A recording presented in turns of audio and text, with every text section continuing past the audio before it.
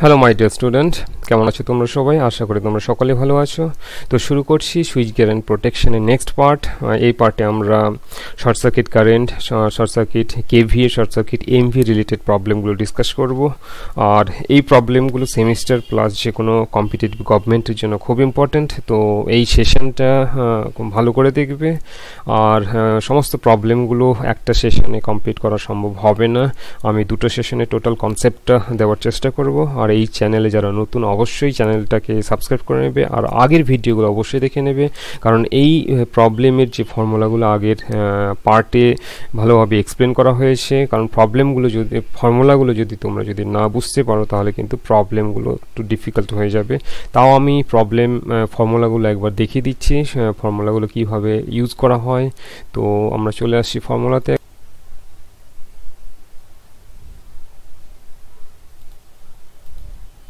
Percentage of reactance equals to I into X by V into 100। তো লাইনের percentage of reactance অথবা ইকুইপমেন্টের যখন percentage of reactance calculation করব তাহলে কি লাগবে? কারেন্ট লাগবে, ওই লাইন অথবা ইকুইপমেন্টের টোটাল রিয়াক্টেন্সটা লাগবে, আর ফেজ ভোল্টেজ লাগবে। তো এটা হচ্ছে ফর্মুলা। অল্টারনেটিভ আরেকটা ফর্মুলা রয়েছে পার্সেন্টেজ অফ রিয়াক্টেন্স বের করার, KV into x by 10 into kilo volt square. তার মানে ইকুইপমেন্টের যদি কেভি রেটিং দেওয়া থাকে, ইকুইপমেন্টের যদি রিয়াক্টেন্স দেওয়া থাকে, আর কিলো ভোল্ট যদি দেওয়া থাকে, তাহলে কিন্তু পার্সেন্টেজ অফ রিয়াক্টেন্সটা আমরা বের করতে পারবো। একই রকমভাবে পার্সেন্টেজ অফ রেজিস্ট্যান্স বের করা যাবে। পার্সেন্টেজ অফ রেজিস্ট্যান্সের অল্টারনেটিভ সেম ফর্মুলা রয়েছে, জাস্ট এক্স এর জায়গায় আর রিপ্লেস হয়ে যাবে।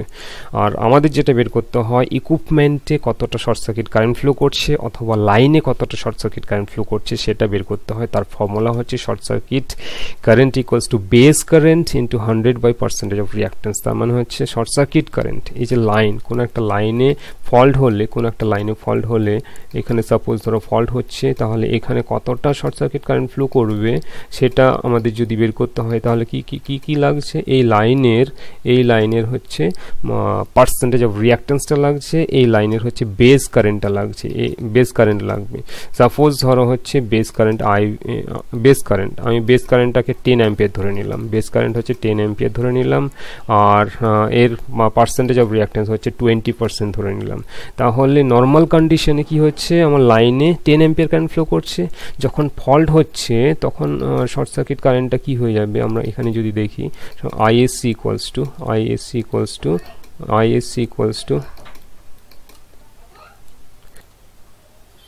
তো short circuit current equals to base current, base হচ্ছে 10 into 100 by percentage of reactance 20% আমরা ধরেছিলাম, 20%। তো পার্সেন্টেজ অফ রিয়াক্টেন্স ক্যালকুলেশন করে চলে এসে শর্ট সার্কিট কারেন্টটা। তার মানে কি হচ্ছে, শর্ট সার্কিট কারেন্ট যখন ফল্ট হচ্ছে তখন কিন্তু কারেন্টটা 50 অ্যাম্পিয়ার হচ্ছে। নর্মাল কন্ডিশনে 10 অ্যাম্পিয়ার, তাহলে ফল্ট হলে কতটা কারেন্ট ফ্লো করছে? 50 অ্যাম্পিয়ার, মানে হচ্ছে 5 টাইমস বেড়ে যাচ্ছে। তাহলে এইভাবে কারেন্টটা আমাদের বের করতে হয় শর্ট সার্কিট। একই রকমভাবে শর্ট সার্কিট কেভিএ মানে ইকুইপমেন্টের রেটিং কিভাবে বেড়ে যায় সেটাও আমরা বের করব। তো এইগুলো হচ্ছে ফর্মুলা। নেক্সট ফর্মুলাতে চলে আসছি।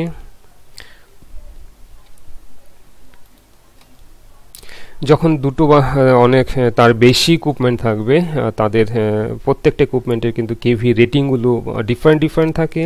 তো কেভি রেটিং ডিফারেন্ট থাকলে বেস ধরে নিতে হয়। তো বেস ধরলে, যখন বেস ধরা হয় তখন হচ্ছে সেই ইকুইপমেন্টের রিয়াক্টেন্স চেঞ্জ হয়ে যায়। তো তখন যে রিয়াক্টেন্সটা বের করতে হয় তখন এই ফর্মুলাটা, percentage of reactance at base KVA equals to base KVA by rated KVA into percentage of reactance at rated KVA. তো এই ফর্মুলাটা যখন প্রবলেমগুলো করব তখন ক্লিয়ার করে দেবো, এটার এক্সপ্লেনেশন আমি যাচ্ছি না তখন। আর লাস্ট যে ফর্মুলাটা রয়েছে শর্ট সার্কিট কেভি, একই রকমভাবে base KV into 100 by short circuit current. আগেরটা কি ছিল? শর্ট সার্কিট কারেন্ট ছিল, আর এটা হচ্ছে শর্ট সার্কিট কেভিএ। তো কারেন্টটা যেভাবে বেড়ে যায়, ইকুইপমেন্টের কেভি রেটিংটাও ফল্ট হলে বেড়ে যায়, সেটা হচ্ছে 10 টাইমস, 15 টাইমস, 5 টাইমস বেড়ে যেতে পারে। তো আমরা শর্ট সার্কিট কেভি কীভাবে বেড়ে যায় সেটাও ক্যালকুলেশন করব।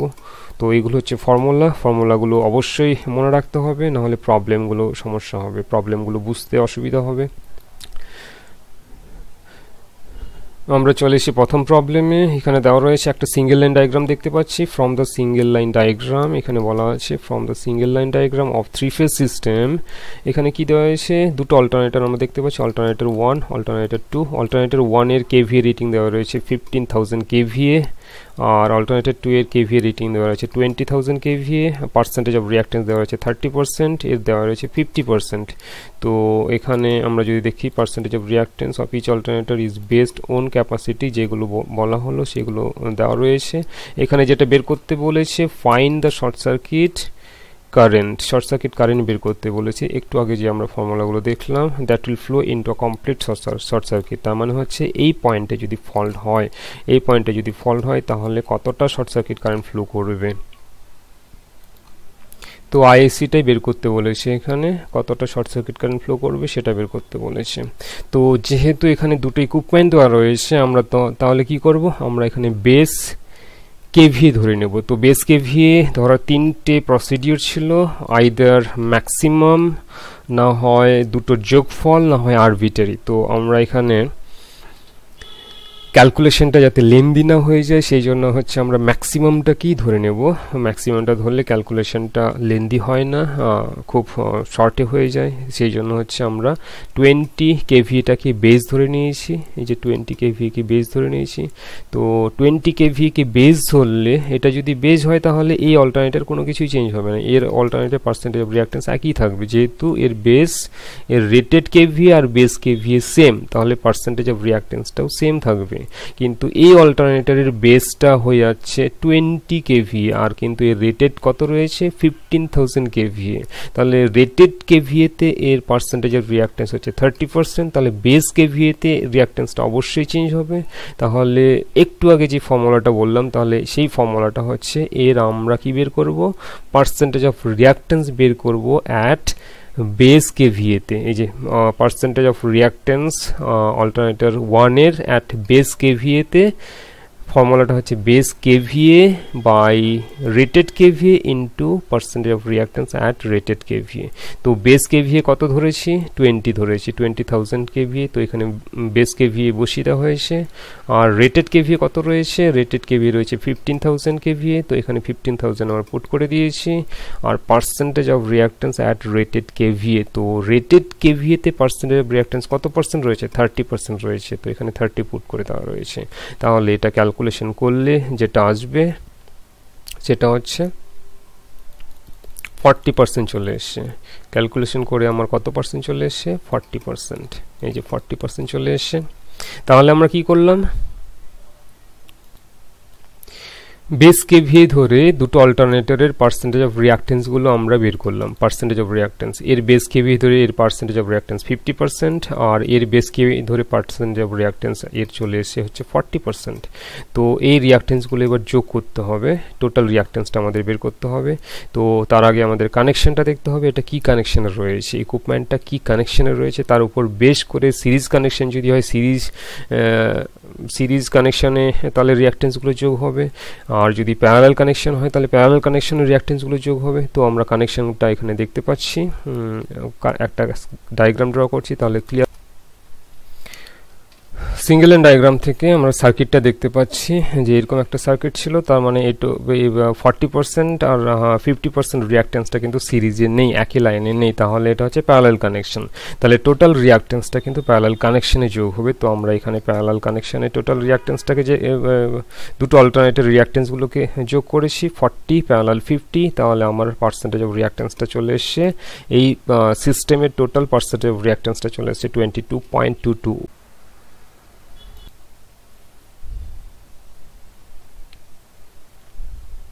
এবার আমরা বের করব হচ্ছে বেস কারেন্ট, যেহেতু বেস কেভিএ ধরা হয়েছে। বেস কেভি হচ্ছে আমরা 20,000 ধরেছি, সেই জন্য হচ্ছে বেস কারেন্টটা চেঞ্জ হয়ে যাবে। বেস কারেন্ট কারণ আমার ইন্ডিভিজুয়াল অল্টারনেটরের রেটেড কেভিএ ছিল 15,000 আর এটার রেটেড কেভিএ ছিল 20,000। এই জন্য আমাদের কি করা হয়েছে, বেস কেভিএ ধরা হয়েছে। যেহেতু বেস কেভিএ ধরা হয়েছে সেই জন্য বেস কারেন্টটাও বের করতে হবে। তো বেস কারেন্ট বের করার ফর্মুলা হচ্ছে √3 into V into I equals to KVA। তো এই ফর্মুলাটা আমরা জানি, তো এখান থেকে আমরা কারেন্টটা বের করব। তো current equals to KVA by √3। তো current equals to KVA by √3 into V. তো KVA আমরা কি ধরেছি, বেস KVA যেহেতু 20,000 ধরেছি, তো এখানে 20,000 KVA into 10 to the power 3 kilo ভোল্টটাকে ভোল্ট করার জন্য 10 টু দি পাওয়ার 3 দিয়ে মাল্টিপ্লাই করা হয়েছে, যেহেতু ভোল্টেজটা এই ভিটা ভোল্টেজে রয়েছে 12,000 ভোল্ট রয়েছে। তো ভি ইকুয়ালস টু 12,000 ভোল্ট, এটা ক্যালকুলেশন করলে আমাদের বেস কারেন্ট চলে এসছে, base current equals two 962.3 ampere চলে এসছে। তো আমাদের কি বের করতে বলেছে, শর্ট সার্কিট কারেন্ট ফল্ট, মানে শর্ট সার্কিট যদি ফল্ট হয় যে শর্ট সার্কিট কারেন্টটা ফ্লো হবে সেটা বের করতে বলেছে। তো শর্ট সার্কিট কারেন্টের ফর্মুলা আমরা কি জানি, short circuit current equals to base current into 100 by percentage of reactance. তো এখানে ডেটাগুলো বসিয়ে দেওয়া হয়েছে। তো ফর্মুলাটা হচ্ছে base current into 100 by percentage of reactance. তো পার্সেন্টেজ অফ রিয়াক্টেন্স আমরা কত বের করেছিলাম, এই যে টোটাল পার্সেন্টেজ অফ রিয়াক্টেন্স আমাদের বেড়ে এসে 22.22।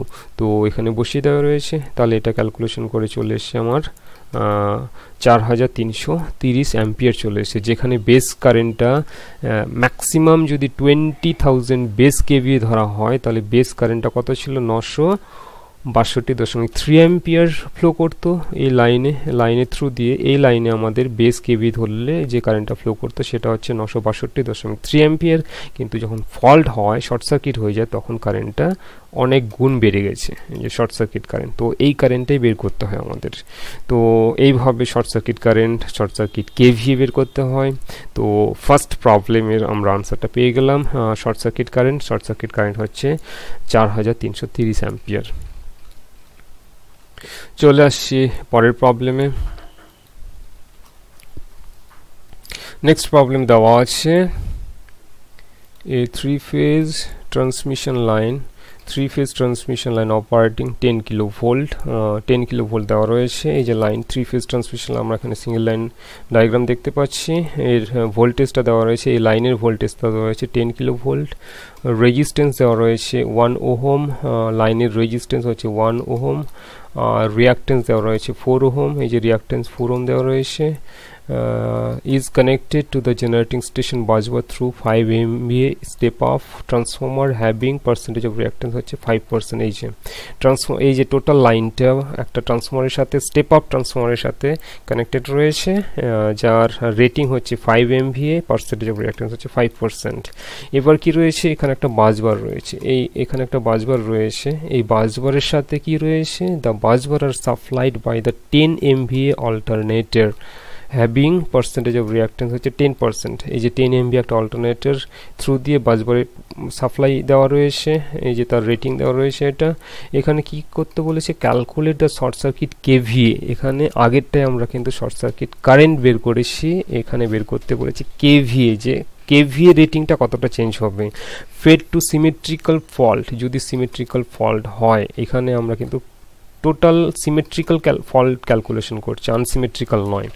সিমেট্রিক্যাল মানে যখন তিনটে ফেজ একসাথে শর্ট সার্কিট হয়ে যায়, মানে তিনটে ফেজ যখন একই পয়েন্টে চলে আসে, তখন সেটাকে বলা হয় সিমেট্রিক্যাল ফল্ট। তো সিমেট্রিক্যাল ফল্ট যদি হয়, তো তখন KVA রেটিংটা কতটা চেঞ্জ হবে সেটা বের করতে বলেছে। তো এখানে দুই জায়গায় বলেছে, এখানে at the load end of transmission line, এই যে দুটো ভাবে বের করতে বলেছে। লোড এন্ড, ট্রান্সমিশন লাইনে লোড এন্ড মানে যেখানে ট্রান্সমিশন লাইনটা শেষ হয়েছে তার আগে যদি ফল্ট হয়, সব এখানে F2 দেওয়া রয়েছে, মানে এই জায়গাটা যদি ফল্ট হয়, তাহলে এখানে কতটা KVA রেটিং হবে। আর একটা বলেছে at the high voltage terminal of the ট্রান্সফরমারে হাই ভোল্টেজ, যেহেতু স্টেপ আপ ট্রান্সফরমার, তাহলে হাই ভোল্টেজ টার্মিনাল এই সাইডটাই হবে। তাহলে এখানে একটা যদি ফল্ট হয়, তখন KVA রেটিংটা কি হবে। তাহলে এই দুটো পয়েন্টে আমাদের কি বের করতে বলেছে, KVA রেটিংগুলো বের করতে বলেছে। তো এই প্রবলেমটা খুব ইন্টারেস্টিং, বোঝার চেষ্টা করবে, আমি পুরো সুন্দরভাবে ভালোভাবে এক্সপ্লেন করার চেষ্টা করব। তো চলে আসছি ক্যালকুলেশনে।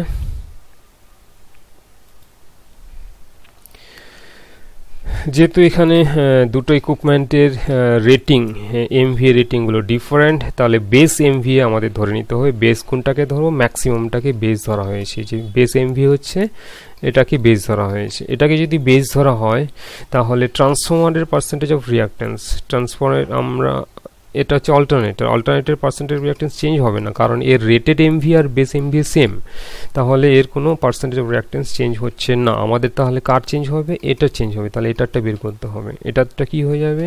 ফর্মুলা কি ছিল? Percentage of reactance of transformer at base এমভিএতে কি ছিল? Base KVA by rated KVA into percentage of reactance at rated KVA। তো বেস এমভিএ আমরা কি ধরেছি? 10, তাহলে 10 যেহেতু এমভিএ রয়েছে এটাকে KVA তে করতে গেলে 1000 দিয়ে গুণ করা হয়েছে, আর রেটেড এমভিএ কত রয়েছে? 5 into 1000, আর percentage of reactance at rated KVA তে কত রয়েছে? রেটেড KVA তে 5 রয়েছে। তাহলে আমার কি বেস এমভিএ ধরে এই ট্রান্সফরমারের পার্সেন্টেজ অফ রিয়াক্ট্যান্স কত এসছে? 10% চলে এসছে, আর রেটেড এমভিএতে কত ছিল? 5% ছিল। তো আমাদের বেস ধরে যেহেতু করছি তাহলে বেসটা আমাদের বের করতে হয়েছে। আমাদের এবার কি বের করতে হবে? লাইনের রেজিস্ট্যান্স বের করতে হবে, পার্সেন্টেজ অফ রেজিস্ট্যান্স। এগুলো কি দেওয়া হয়েছে? অনলি রেজিস্ট্যান্স, টোটাল লাইনের রেজিস্ট্যান্স, টোটাল লাইনের রিয়াক্ট্যান্স দেওয়া রয়েছে। আমাদের কি বের করতে হবে? Percentage of resistance, percentage of reactance বের করতে হবে। তো percentage of resistance equals to KVA into R 10 into kilo volt. একদম শুরুতে আমরা যে ফর্মুলাগুলো দেখলাম, পার্সেন্টেজ অফ রেজিস্ট্যান্সের formula KVA into R 10 into kilo volt square. এই যে আমরা যেটা জানি percentage of reactance equals to KVA into X 10 into kilo volt square. তো একই রকম ফর্মুলা। তো এখানে আমরা কি বের করেছি? KVAটা, তো KVA কি ধরা হয়েছে? এটাকে বেস ধরা হয়েছে। তো বেস আমরা এখানে 10,000 বসিয়ে দিয়েছি, আর এর ভ্যালু এখানে 1 ওহম রয়েছে, তো 1 বসিয়ে দেওয়া রয়েছে। 10 into kilo volt square, kilo volt কত ছিল? 10 কিলো ভোল্ট। প্রবলেমের শুরুতে 10 কিলো ভোল্ট বলা ছিল, লাইনের ভোল্টেজ 10 কিলো ভোল্ট। তাহলে আমার পার্সেন্টেজ অফ রেজিস্ট্যান্স চলে এসছে 10%। একই রকমভাবে আমরা কি বের করব? পার্সেন্টেজ অফ রিয়াক্ট্যান্সটা বের করব। Percentage of reactance same formula দিয়ে আমরা বের করছি। Percentage of reactance, percentage of reactance KVA into X 10 into kilo volt square. তো এখানে X ইকুয়ালস টু 4 ছিল, X এর ভ্যালুটা 4 ছিল, টোটাল রিয়াক্ট্যান্স 4 ওহম। তো আমার এটা চলে এসেছে 40%, এটা হচ্ছে 40% চলে এসছে, 40% চলে এসছে। এবার আমরা কি বের করলাম? তাহলে টোটাল সিস্টেমের আমরা সমস্ত রিয়াক্ট্যান্সগুলো আমরা পেয়ে গেছি। আমার এটা দেওয়া রয়েছে 10, এটার আমার বেরিয়েছে বেস ধরে 10, এটার পার্সেন্টেজ অফ রেজিস্ট্যান্সটা আমার বেরিয়েছে 10%, আর এটার বেরিয়েছে 40%। তো তাহলে আমরা টোটাল রিয়াক্ট্যান্স আর রেজিস্ট্যান্স পেয়ে গেছি। তো সেগুলো আমাদের এবার কি করতে হবে? যোগ করতে হবে, টোটাল রিয়াক্ট্যান্সটা আমাদের বের করতে হবে। তো টোটাল পার্সেন্টেজ অফ রিয়াক্ট্যান্স হচ্ছে, টোটাল পার্সেন্টেজ অফ রিয়াক্ট্যান্স এটা হচ্ছে অল্টারনেটরের পার্সেন্টেজ অফ রিয়াক্ট্যান্স, এটা হচ্ছে ট্রান্সফরমারের পার্সেন্টেজ অফ রিয়াক্ট্যান্স, আর এটা হচ্ছে লাইনের টোটাল পার্সেন্টেজ অফ রিয়াক্ট্যান্স। তো টোটালটা আমার চলে এসছে 40, 50 and 60, টোটাল পার্সেন্টেজ অফ রিয়াক্ট্যান্সটা চলে এসছে 50। আর রেজিস্ট্যান্সটা কত রয়েছে? রেজিস্ট্যান্সটা রয়েছে 10। তার মানে আমাদের লাইনে কি রয়েছে? লাইনে রিয়াক্ট্যান্স রয়েছে প্লাস রেজিস্ট্যান্স রয়েছে। আচ্ছা, রিয়াক্ট্যান্স আর রেজিস্ট্যান্স কি হয়? পারপেন্ডিকুলার থাকে, একটা আরেকটার সাথে ফেজর ডায়াগ্রাম যদি ড্র করা হয় একটা আরেকটার সাথে পারপেন্ডিকুলার। এটা হচ্ছে যদি আর হয়, এটা যদি আর হয় তাহলে এটা হচ্ছে এক্স, এটা হচ্ছে এক্স। তাহলে আমাদের কি বের করতে হবে? জেডটা বের করতে হবে, জেড। তো Z equals to total reactance impedance, জেডটা হচ্ছে ইম্পিডেন্স। তো টোটাল ইম্পিডেন্স ইকুয়ালস টু আমরা বের করব, চলে আসছি percentage of impedance equals to root over of R square plus X square. তো আর ছিল 10% আর এক্সটা বেরিয়েছে 60, টোটালটা চলে এসছে, ক্যালকুলেশন করলে চলে আসবে হচ্ছে এটা চলে এসছে। তো আমাদের প্রবলেমে কি বের করতে বলেছে? Short circuit KV at the load end, মানে হচ্ছে লোড এন্ডে, লোডের এন্ডে যদি ফল্ট হয় মানে শর্ট সার্কিট হয় তাহলে কতটা কেভিএ চেঞ্জ হয়ে যাবে বা নতুন কেভি রেটিং কি হবে সেটা বের করতে বলেছে। তো তার ফর্মুলা হচ্ছে base KVA into 100 by percentage of impedance হয়ে যাবে রিয়াক্টেন্সের জায়গায়। যেহেতু আমরা এখানে টোটাল এই আপ টু F2তে আমার কি রয়েছে? রিয়াক্টেন্স রয়েছে প্লাস রেজিস্ট্যান্স রয়েছে। তো দুটোর রেজাল্টেন্টটা কি হয়? দুটোর রেজাল্টেন্টটা ইম্পিডেন্স হয়। তো এখানে এক্স এর জায়গায় আমাদের জেড এর ভ্যালুটা বেশ পুট করতে হবে। তো এক্স এর জায়গায় জেড এর ভ্যালু আমরা কি বের করছি? এই যে জেড এর এর ভ্যালু আমরা 60.83 বের করেছি, তো এটা পুট করে দিলে আমার যেটা চলে আসবে এত কেভিএ। তার মানে আমার রেটিংটা চলে এসছে 16.44 MVA, মানে F2তে যখন ফল্ট হবে তখন কেভিএ রেটিংটা এটা চলে এসছে। কেভিএ রেটিংটা এতটা কেভিএ মানে চেঞ্জ হয়ে গেছে, অনেকটাই চেঞ্জ হয়ে গেছে। নর্মাল কেভিএ রেটিং কত ছিল, এটা 10 ছিল, এটা হচ্ছে 10 MVA ছিল, এটা হচ্ছে 5 MVA ছিল। তো ফল্টের জন্য এটা কি হয়েছে 16 MVA হয়ে গেছে। নেক্সট বের করতে বলেছে F1 মানে হচ্ছে ট্রান্সফরমারের হাই ভোল্টেজ সাইডে যদি ফল্ট হয় তাহলে কেভিএ রেটিংটা কি হবে। ট্রান্সফরমারের হাই ভোল্টেজ সাইড মানে আপ টু F1 আমরা তাহলে টোটাল রিঅ্যাকট্যান্সটা আগে যোগ করব, যেহেতু আমার এটা সোর্স, এটা হচ্ছে সোর্স, জেনারেল অল্টারনেটরটা হচ্ছে সোর্স পয়েন্ট। তাহলে সোর্স পয়েন্ট থেকে ফল্ট পয়েন্ট কতগুলো রিঅ্যাকট্যান্স রয়েছে, আমার এখানে একটা রিঅ্যাকট্যান্স ছিল, অল্টারনেটর একটা, ট্রান্সফরমার একটা রিঅ্যাকট্যান্স ছিল, তাহলে দুটো রিঅ্যাকট্যান্সকে এখানে যোগ করা হয়েছে। Up to F1 point reactance হচ্ছে এটার 10% আর এরও 10% আমরা ক্যালকুলেশনে বের করেছিলাম, তাহলে 20%। তাহলে আমার F1 কেভিএ রেটিংটা হয়ে যাবে at the high voltage side of transformer base KVA into 100 by percentage of reactance। বেসটা হচ্ছে 10, আমরা 10 বেস ধরেছিলাম, 100 by percentage of reactance আমার কি এসছে 20। তাহলে আমরা আপ টু F1 20 আমরা পুট করেছি, তাহলে আমার MVA রেটিংটা হয়ে গেছে 50 MVA। তার মানে নর্মালি আমার কত ছিল, খুবই কম ছিল, যদি ফল্ট হয় তাহলে MVA রেটিং চেঞ্জ হয়ে গেছে। তো আমরা আগের দুটো প্রবলেম থেকে ক্লিয়ার বুঝতে পারলাম যে যখন 3 ফেজ শর্ট সার্কিট ফল্ট হয় তখন কারেন্টটা অনেক গুণ বেড়ে যায়, আর ফল্ট হলে MVA রেটিংটাও বেড়ে যায়, কেভিএ রেটিংটাও বেড়ে যায়। তো এইগুলো হচ্ছে আমাদের বের করতে হয়। নেক্সট সেশনে আরও প্রবলেম নিয়ে আসবো, আরও কনসেপ্ট ক্লিয়ার হবে, বিভিন্ন রকমের প্রবলেম খুব ইম্পর্টেন্ট। তো আজকের সেশনটা এখানে শেষ করছি। যদি এই সেশনটা ভালো লাগে অবশ্যই লাইক করবে, আর যদি কোনো কনফিউশন এখনও থাকে অবশ্যই কমেন্ট বক্সে কমেন্ট করবে, আমি সেটা ক্লিয়ার করার চেষ্টা করব। আর যারা এই চ্যানেলে নতুন অবশ্যই সাবস্ক্রাইব করে নেবে, যাতে পরবর্তী ভিডিও নোটিফিকেশনগুলো তোমরা পেয়ে যাও।